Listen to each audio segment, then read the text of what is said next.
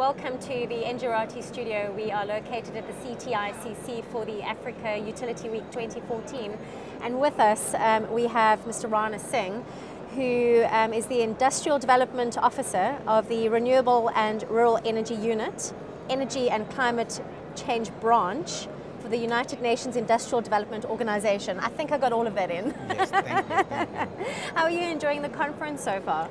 It's a good opportunity to understand Africa and the African countries, especially in the renewable energy. It's a really very good opportunity. Yes, and there seems to be more vendors with every year, and more interest in the African continent with every year.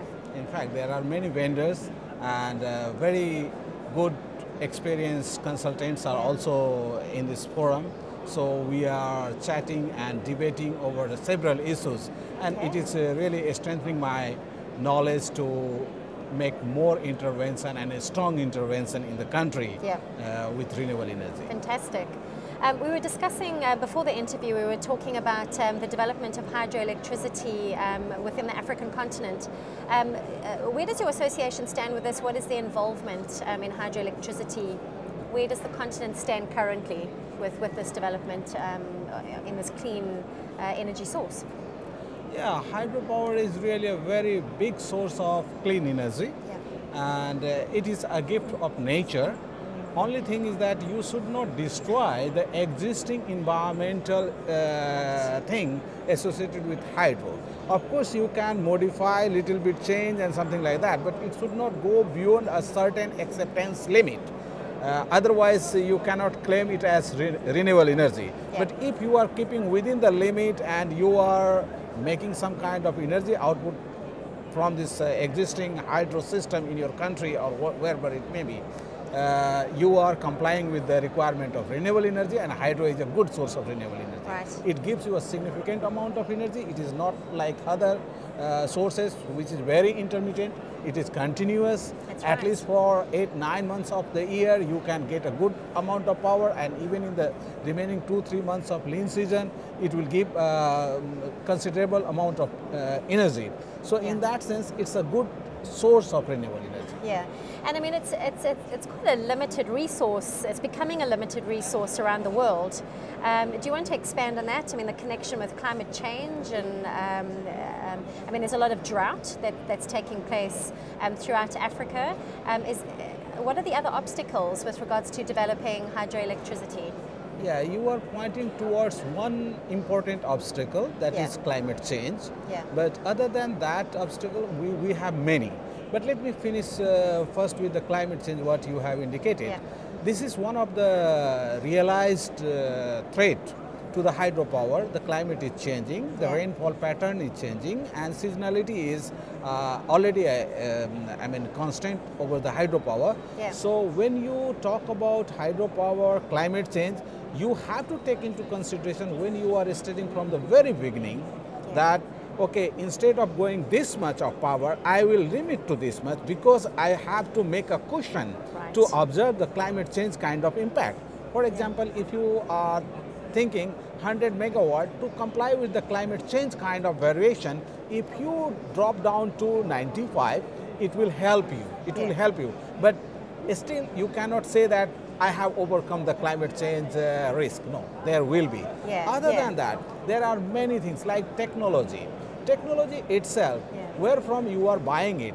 For example, a poor country is buying a technology from country A, country B, a developed world, and if their business networking and after project, I mean post-project support is not good enough, then the poor country after implemented, after getting this project implemented, they will be always dependent on those countries, and that is a risk.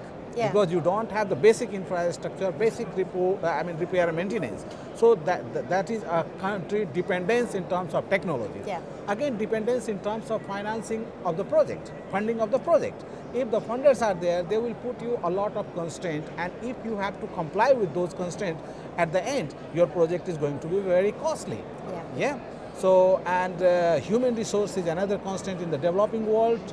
So you have to be careful, and media and awareness campaign is missing in most of the countries.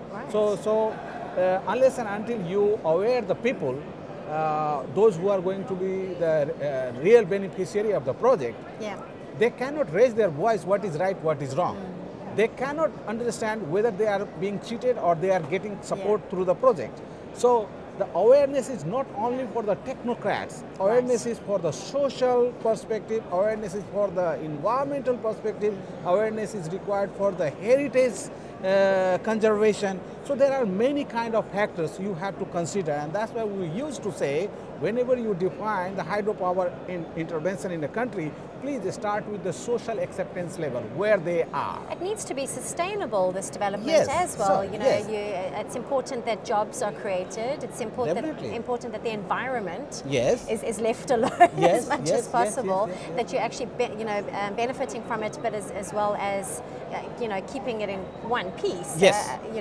And also not moving populations unnecessarily from these sites. So what is the perspective, what is the view of hydroelectricity throughout Africa?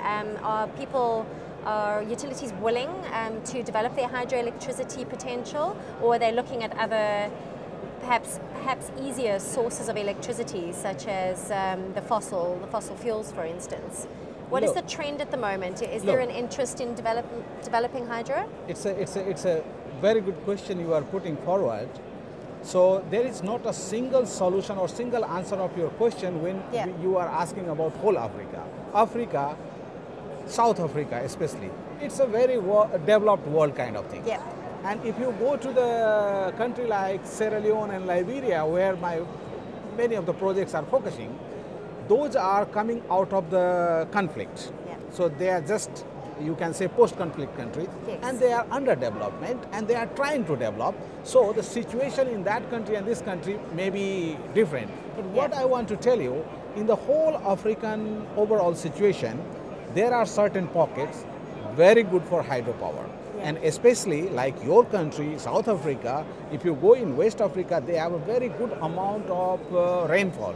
And that's the similar situation you can see in East Africa, but not in the sub-Saharan areas where there is less rainfall or no rainfall kind of thing. So resource-wise, that is the overall situation. But what you are saying, whether people are interested for the hydro, obviously it is one of the interesting technology, it is one of the proven technology, it is one of the cost-effective solution, and it is giving you significant amount of energy. So it is not only limiting you to electrify your household, it will give you opportunity to enterprise development, it is supporting your service sector to expand, it is supporting you to industrialize your area and value addition. So the significant amount of energy potential of hydropower is making it different from the other source of energy. Absolutely, and there does seem to be development on the cards, but there does seem to be very sluggish development, I think, in some parts. Perhaps maybe bankability of projects, perhaps too much, maybe not enough risk management. That's true. But I would like to add you one more thing, which I explained earlier. You know, the country's situation is very important when you are talking about hydropower development. So if the country was not having any kind of awareness capacity in the past, and today you or me as an outsider going there and we are saying, oh, it's very proven good, you will get money from here or you will obtain loan from there, and you will ask the people who were sleeping till just before you reach there, and you are asking them to participate in a marathon of hydropower development, it's not possible. Sure. So you have to make them awake, alert them, educate them, and that transition period maybe a couple of years. If you are smart, it will be 2, 3, 4, 5 years. If you are not smart or they are not willing to follow you, then in that case maybe 5 years, 10 years, or maybe 20 years, we don't know. But this transition is very important. So once you make the transition in many sense, funding, transition in awareness, capacity building, definitely if the resource is there, that's going to be one of the cost-effective and sustainable energy solution for those poor countries. Well, it's very exciting. I wanted to ask you, just as a last question, with regards to the conference. Has there been any particular trends that you've seen that have perhaps maybe been a bit disappointing or been really exciting? I'm going to use you as my reporter for a second. What have you seen out there? Is it good stuff, or is there quite a bit of bad stuff still? Maybe not enough development in certain areas? I found this place, this gathering is very encouraging. Good. The people from different countries to whom I have interacted, and the companies who are present here, and the consultants who are working in this, to be very honest with you, I was cross-checking how do they feel, and I was putting some situation. I was discussing about my own project and my problem which I am facing in real life, and I got a very solid example, very solid explanation from those companies who are really leader in this sector. So what I say, it's a good opportunity, it's a really encouraging environment where one can learn and one can gain and take something from here. Absolutely, and that's what it's all about. It's all networking and learning from each other and gaining from each other. Absolutely. Well, I wish we had more time, but I'm sure we'll connect afterwards for some more information from you. Thank you very much for the interview. I hope you enjoy the rest of the conference and that you gain much success from it. To our viewers, thank you very much for joining us.